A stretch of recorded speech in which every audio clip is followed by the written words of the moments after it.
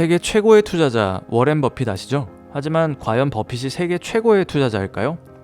버핏보다 수익률이 좋은 사람은 많습니다. 피터 린치는 수익률이 29%로 버핏보다 7% 성과가 더 좋고요. 짐 사이먼은 심지어 버핏보다 수익률이 37% 더 높습니다. 근데 왜 사람들이 버핏을 세계 최고의 투자자로 꼽을까요? 그 이유는 에 있습니다. 여러분은 지구에 빙하기가 왜 오는지 알고 계시나요? 원래는 의견이 분분했습니다. 산맥이 치솟아 올라서 그렇다? 아니다. 원래 빙하기가 기본값인데 화산이 폭발해서 따뜻해진 거다. 여러 의견이 있었어요.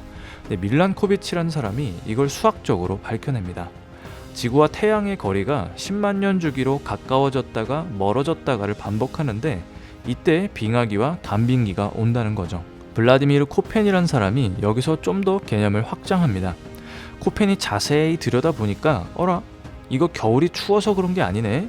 사계절 동안 지구가 꽁꽁 얼어서 빙하기가 온 게 아니구나 라는 걸 밝혀냈습니다. 우리가 얼핏 생각하면 얼음이 계속 안 녹으니까 빙하기가 왔다고 생각하기 쉽잖아요. 근데 원인은 전혀 다른 곳에 있었습니다. 바로 여름이 약간 서늘했기 때문이었어요.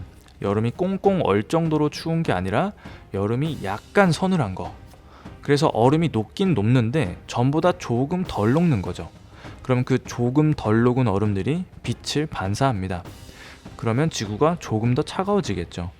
이 현상이 수백만 년 반복되면서 지구 전체가 얼음에 쌓이는 거였어요. 여름에 녹지 않은 그 약간의 얼음, 그 조금씩이 쌓여서 지구 전체를 뒤덮게 되는 거였죠. 여기서 우리가 주목해야 할 건 작은 변화가 시간이 흐르면서 얼마나 큰 변화로 바뀌는가입니다. 작은 것이 불어나면 상상도 못하는 결과를 낳을 수 있다는 거죠. 누가 여름에 덜 녹은 얼음을 보면서 그게 빙하기를 만들었다고 생각하겠습니까?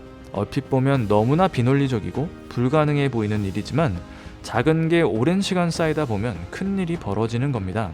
돈에 대해서도 마찬가지입니다. 버핏이 최고의 투자자로 꼽히는 이유는 버핏이 75년간 투자했기 때문입니다. 그냥 투자를 오래 했다. 이게 버핏이 위대한 핵심 이유입니다. 수익률이 버핏보다 좋은 사람은 많아요. 하지만 투자 기간이 길어지면 버핏을 이길 수 있는 사람은 없었어요. 마젤란 펀드를 이끈 피터 린치 수익률 29%를 올렸다고 말씀드렸죠. 이분이 펀드를 이끈 기간은 13년입니다.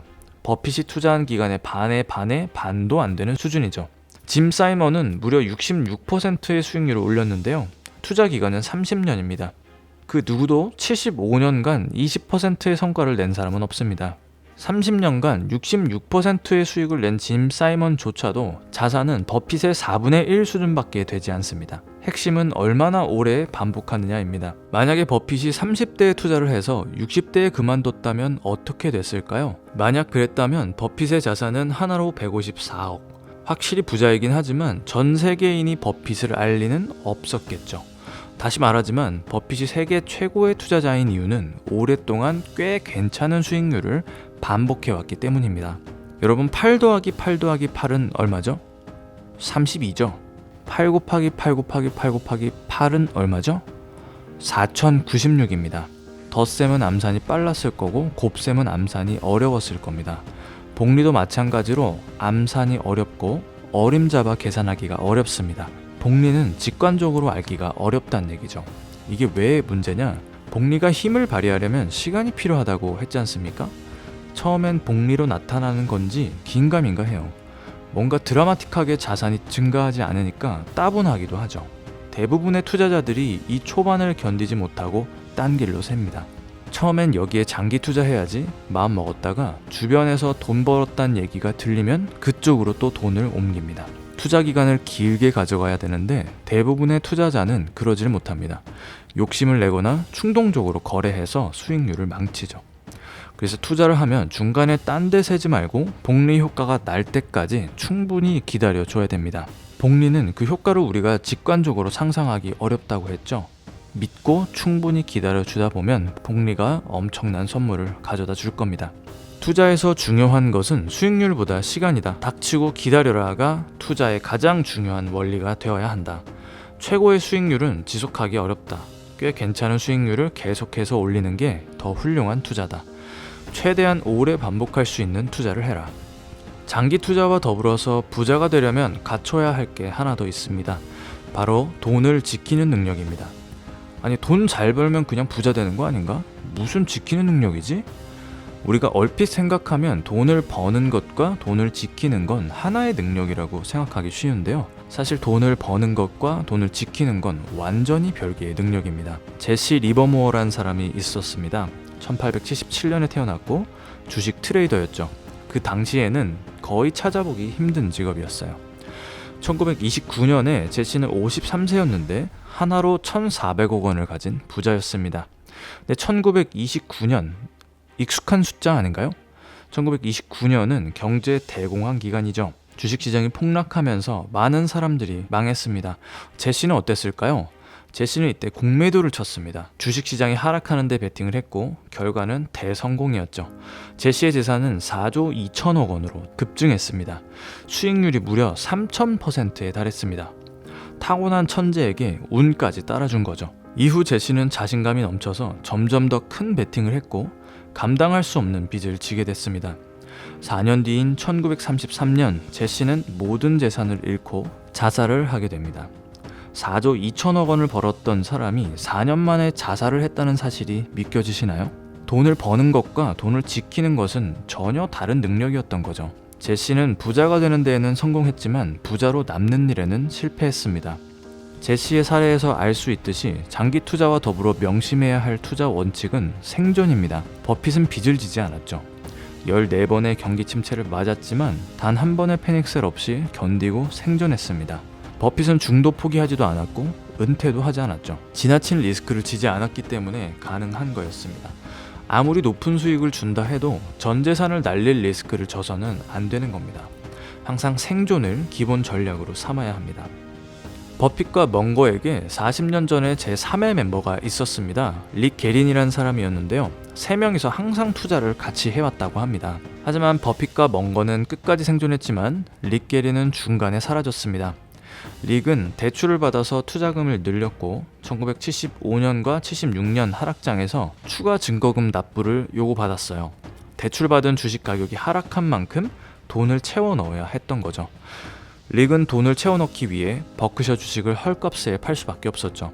그럼 릭처럼 되지 않으려면 어떻게 해야 될까요? 강세장에서 현금을 보유하고 싶은 사람은 아무도 없다. 가격이 크게 오를 자산을 보유하고 싶다. 강세장에서 현금을 들고 있으면 보수적으로 보이고 스스로도 그런 느낌이 든다. 그 훌륭한 자산들을 소유하지 않음으로 인해 내가 포기하는 수익이 얼마인지 예리하게 의식하게 되기 때문이다. 현금이 1년에 1%를 번다면 주식 수익률은 10%이다. 이 9%의 격차 때문에 매일이 괴롭다.